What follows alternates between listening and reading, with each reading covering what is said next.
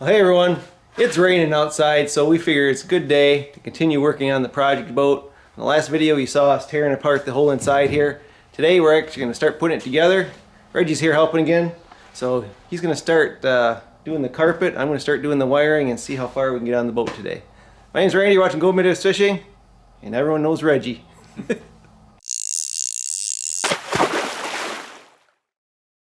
So on the TV there, that's last year Labor Day. Today, this is Labor Day weekend, and it was raining last year too. We were out on Turtle Lake and Rice Lake over in Wisconsin.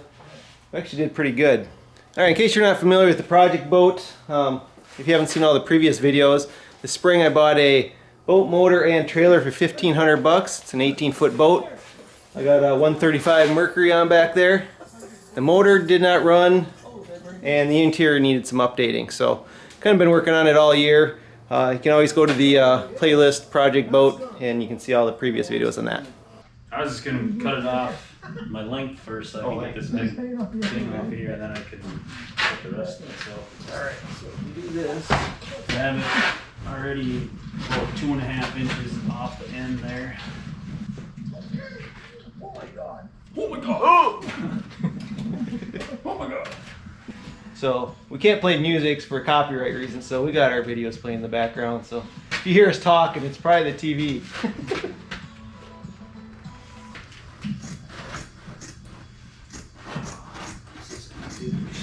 It's wavy, but it's all the same length, so we're good. Alright. Look at that. This Not too bad. is only like 20 some inches, so we get a lot of extra. Yeah. Oh, 26 incher. You're walling. Just throw yourself off. 26 inches, no.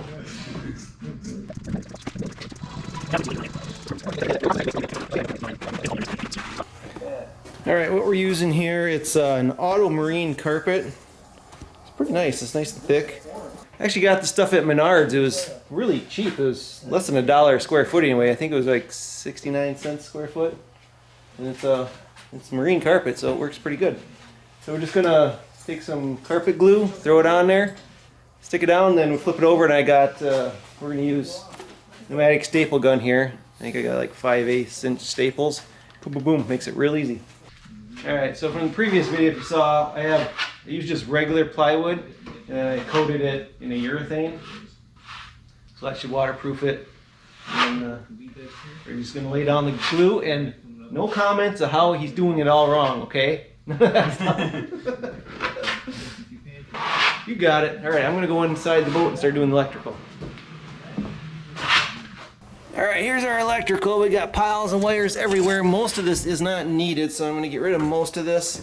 It did come with this little fuse box here, so I'm gonna put that back in and only hook up the stuff that's necessary. These are all from the controls, so we'll need those. And I think save those 2 wires. So just gonna hook them up there nice.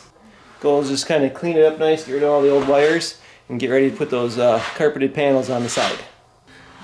Alright, here's the old switch panel that came out of it. Thought it might be a little inappropriate if we try to resell it, so I'm going to change it out and put this one in. It's pretty much looks almost identical, just has some better switches on it. So being the same size, the hole is already cut out. Let's see if it should fit right in there. 11.5 inches.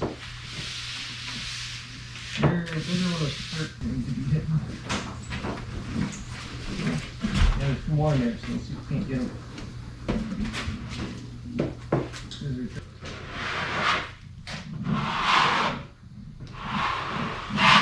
Alright, so Reggie's got most of the boards glued up now with carpet on them, so now he's just folding it over the backside. Use the pneumatic stapler. That thing works awesome for carpet. Way better than doing it manually. So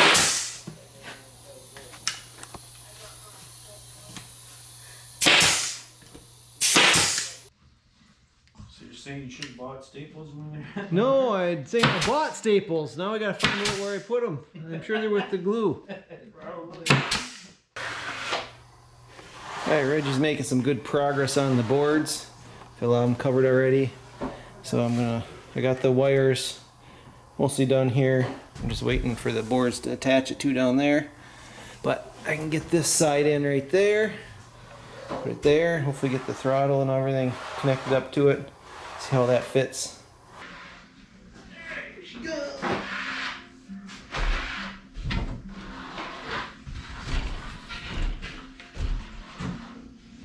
Yeah, I think I like lay it flat kind of and kind of twist it. Alright, I'm going to try to assemble the whole throttle piece on and then put the board up. If I can remember how it goes together. Where's this piece go?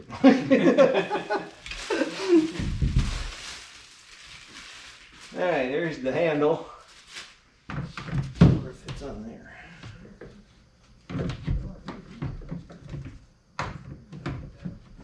In the back part, or what are they? Yeah, they just randomly through here, but there's, see, this one here has board behind it.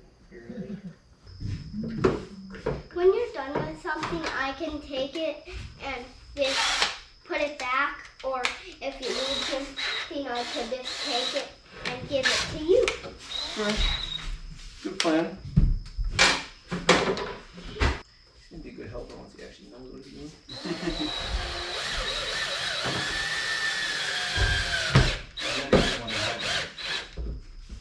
I don't want to do that. Yeah, exactly. You need anything yet? Anything to go yet? Not yet.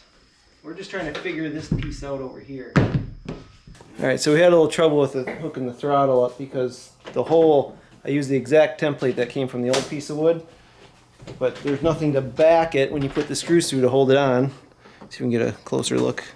So here's what we end up doing. Just, it's right, you know, on the edge, so we put some washers there and then put a bigger plate here to screw into. But you have to be careful with the back piece. Yeah, I don't know if we're gonna get this back on there. Because yeah, this thing here has all these things you gotta watch out for. So I don't know if that's gonna fit. See if it goes in between all that.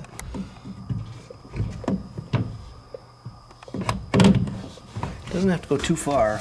It actually, let's see. That doesn't poke through there, just so those screw holes line up is all that matters. Up there, and tilt it down. Back in there. Yes. Back in the boat. Alright, throttle goes on straight up and down. Then that comes to this gadget over here. I don't remember anything about it, so. You do too. Remember this little piece that we had to do twice to show everyone? Yeah, I don't remember what you had to do. You take a socket. Yeah, socket. Reed, I need an 11/16" socket. What is a socket? So back in that corner, I got that little plastic box with tools in it. Right on top is the socket set.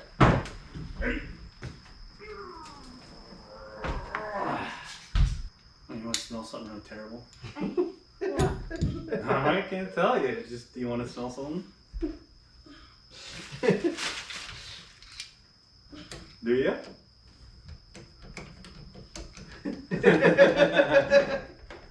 That's what your dad asked me, and I said, he said, smell this. I smelt it.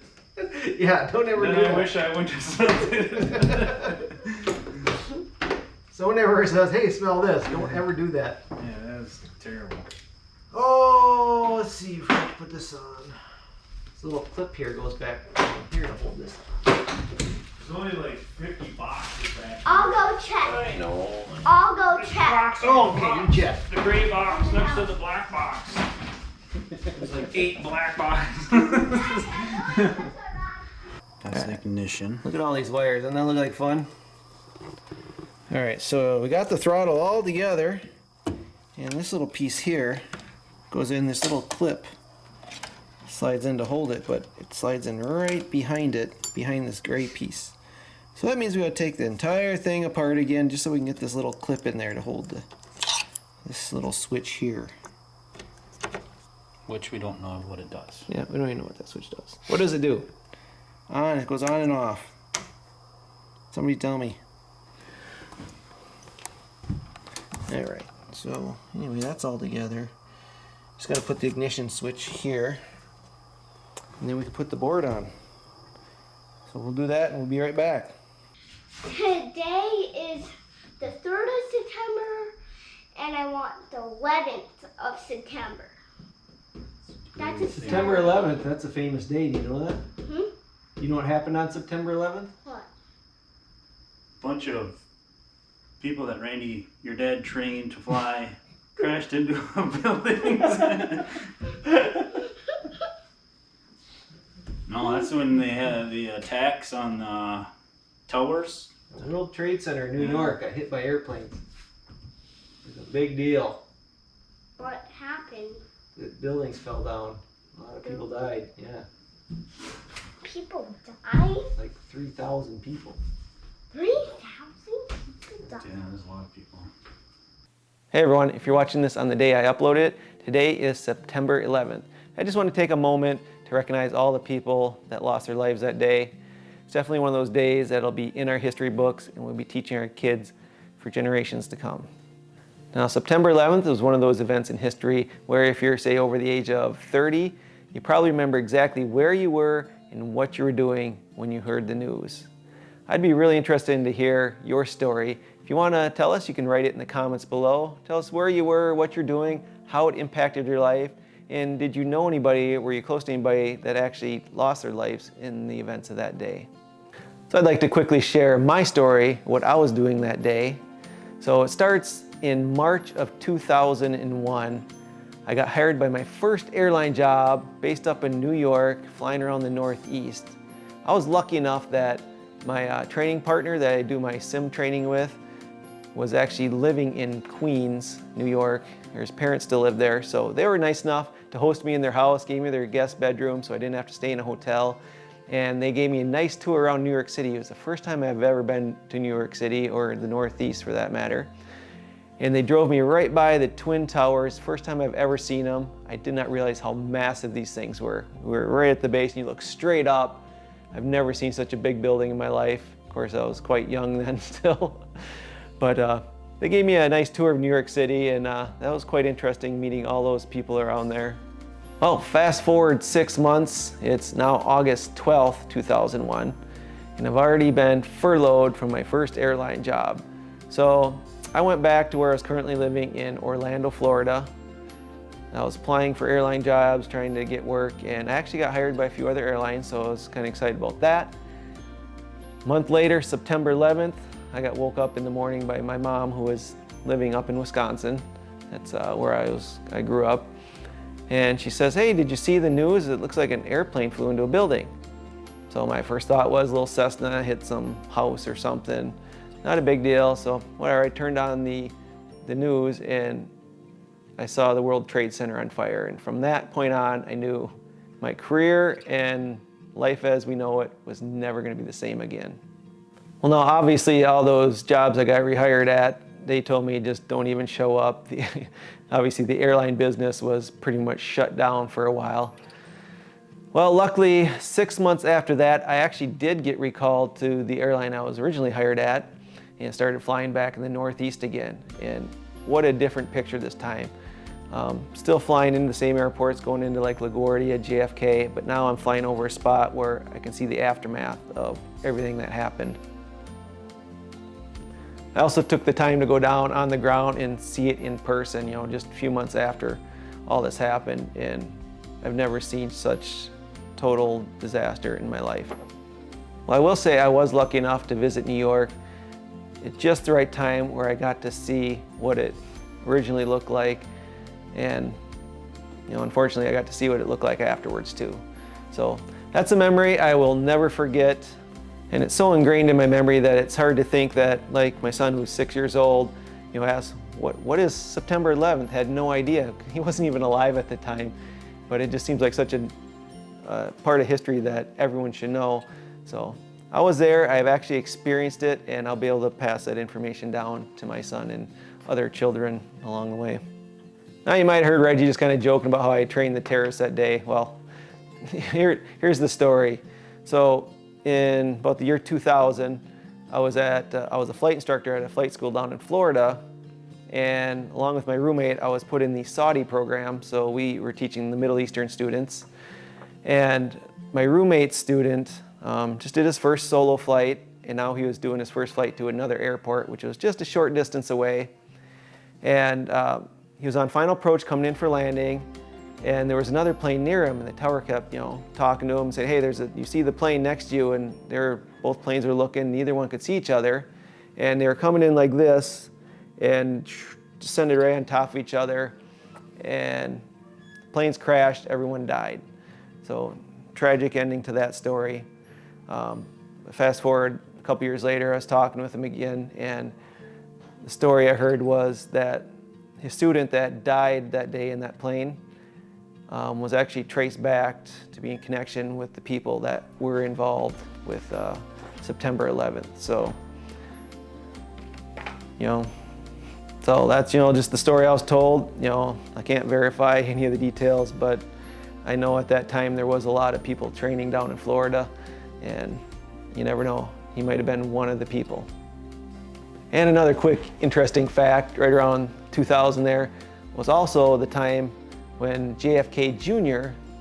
was down at our flight school. When I was a flight instructor, he was training to fly airplanes, and I'd see him every day. He'd get the huge briefing room with all the glass windows, and you walk by, you see him in there, and he got all the special treatment. Well, I think you know what happened there. A few months later, after he graduated from flight school, he went out, flew over the ocean, got disorientated, and ended up crashing into the ocean. So there's another tragedy that I was there to witness, and just amazed. I'm 46 years old now, and just in that short period of time when I started learning how to fly and do all my flight training, just how much stuff actually happened that it's going to be stuck with me forever, and that I can tell my kids I was there firsthand and experienced this stuff.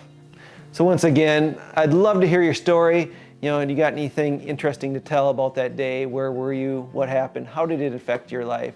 Just write in the comments below. We'll get a running tally there of everyone's story that we can go through and read and kind of relive it together. All right, enough of all the bad news. Let's get back to building this boat. Yep. September 11th, we're I thought this one gonna on get just the you. back side, but apparently it goes September on the back side 11th. of this, not on the side of the wood. Which day do you think? September 11th or Monday? Is it almost done? Are you doing good? Is it Yeah, we're doing good. done? Beautiful. Now we just gotta screw it on, but I'll leave it loose just in case I got any other wires that forgot about. All right, made some progress today. That's good. That took a lot longer than I expected. Are you dirty in there? I don't know. This is how it's Everyone's supposed parents to be, think. and it's not fully connected yet. Okay. Oh, looks good from this side. Yeah. Look at it like this, see? That's a preview of what it should look like. So the day is pretty much done. It's 4:30. Reggie put in his 8-hour workday, and although it doesn't look like we did much, we got most of the wiring straightened out, all those boards carpeted, and spent a little while getting that throttle piece put on there.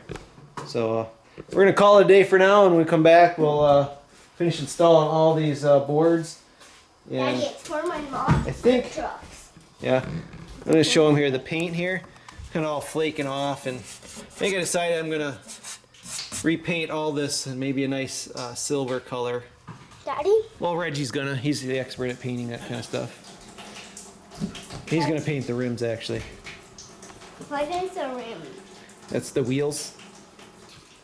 Wait, he's gonna paint the wheel? So that's the update on the boat so far. I'll keep coming back to you every time we work on it. All right, everyone, thanks so much for watching. See you next time.